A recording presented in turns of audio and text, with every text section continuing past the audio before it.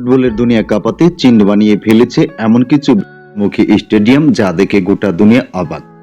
তারা এমন কিছু অবিশ্বাস্য ফুটবল স্টেডিয়াম বানিয়েছে যেগুলো দেখলে মনে হবে সরাসরি 2050 সাল থেকে উঠে এসেছে।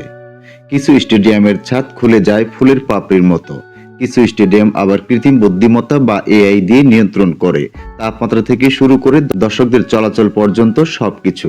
গোটা বিশ্ব যে প্রযুক্তি শিখতে দশকের পর দশক সময় নিয়েছে, চীন তা করে দেখাচ্ছে 3 বছরেরও কম সময়ে। স্বাগতম আপনাকে ফেস বাংলার আরো একটি নতুন এপিসোডে। ভাংজু স্পোর্টস পার্ক স্টেডিয়াম দূর থেকে দেখলে মনে হবে বিশাল এক মায়াবী পদ্মফুল যেন মাঝপথে ফুটতে গিয়েই থেমে গেছে। 56,000 দর্শকের আসন ঘিরে রাখা এই সাদা স্টিল আর কাচের পাপড়িগুলো শুধু সৌন্দর্যের জন্য নয়, পুরো স্টেডিয়ামের ভারসাম্য ধরে রেখেছে। এই শক্তিশালী ফুলের পাপড়িগুলোই সবচেয়ে অবিশ্বাস্য ব্যাপার। স্টেডিয়ামের ভেতরে একটা সাপোর্ট কলাম নেই, ফলে দর্শকদের ভিউ কখনো ব্লক হয় না। ডাবল লেয়ার কাঠামোর কারণে এখানে প্রাকৃতিক বাতাস চলাচল করে, বিদ্যুৎ ছাড়াই ঠান্ডা থাকে পুরো স্টেডিয়াম। আর এর ছাদে থাকা বিশেষ টাইটানিয়াম ডাই অক্সাইড কোটিং সূর্যের আলো পেলেই বাতাসের দূষণ নষ্ট করে দেয়, যা আক্ষরিক অর্থে স্টেডিয়ামের ভেতরের বাতাসকে সম্পূর্ণ পরিষ্কার করে ফেলে।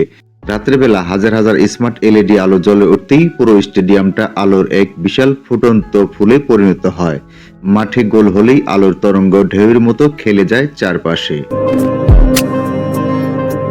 গ্রেটার বে স্পোর্টস সেন্টার, এই স্টেডিয়ামটা দেখলে মনে হবে যেন কোনো এলিয়েন স্পেসশিপ মাটিতে নেমে এসেছে।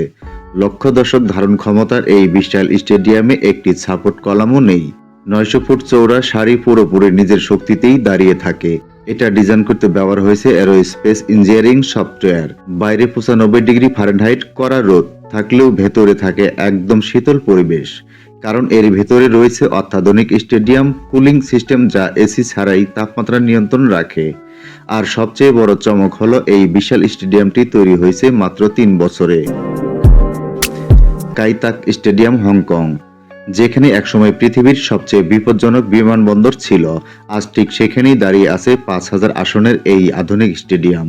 জায়গায় সর্বোচ্চ ব্যবহার নিশ্চিত করতে এখানে একই প্ল্যাটফর্মে রাখা হয়েছে stadium, metro station, shopping complex এবং এয়ারফ্রন্ট পার্ক।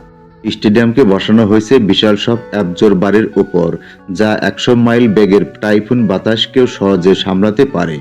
আর এর ছাদ তৈরি করা হয়েছে ইটিএফি কুশন দিয়ে, যা মহাকাশ যানেও ব্যবহার করা হয়। কিংডাউন উইথ ফুটবল স্টেডিয়াম, সমুদ্রের কোল ঘেঁষে গড়ে ওঠা এই ফুটবল স্টেডিয়াম যেন সমুদ্রের উপর এক অপরূপ স্থাপত্য বিস্তার করেছে। 5,000 দর্শক ধারণ ক্ষমতার এই স্টেডিয়ামের ছাদে থাকা রং বদলানো নকশাগুলো আসলে শক্তিশালী সোলার প্যানেল, যেগুলো দিনের বেলা সূর্যের আলো থেকে প্রচুর বিদ্যুৎ সংগ্রহ করে পুরো স্টেডিয়ামের শক্তির চাহিদা মেটায়। সমুদ্রের লবণাক্ত বাতাসে টিকে থাকার জন্য এখানে ব্যবহার করা হয়েছে অফশোর অয়েল ডিগের ব্যবহৃত স্টিল ও কংক্রিট। মাঠের নিচে এমন ড্রেনেজ সিস্টেম যা ঘন্টায় 4 ইঞ্চি বৃষ্টির পরও 30 মিনিটে মাঠ খেলার উপযোগী করে ফেলে। আর রাতের বেলা এর চারপাশে বিশাল আকার অদৃশ্য স্ক্রিন এবং ডাইনামিক লাইটিং পুরো স্টেডিয়ামকে সমুদ্রের ঢেউয়ের মতো আলোকিত করে তোলে। ফিনিক্স হিল স্টেডিয়াম, এই স্টেডিয়ামের পুরো স্ট্রাকচার বিশাল আকার ফিনিক্স পাখির মতো।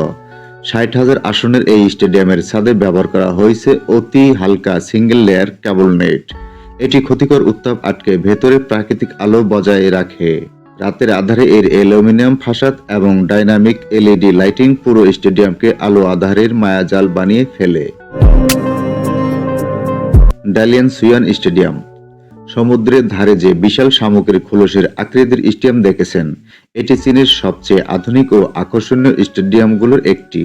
63,000 দর্শক ধারণ ক্ষমতার সম্পন্ন এই স্টেডিয়াম বানাতে চীন ব্যবহার করেছে যুদ্ধ জাহাজের অত্যাধুনিক প্রযুক্তি।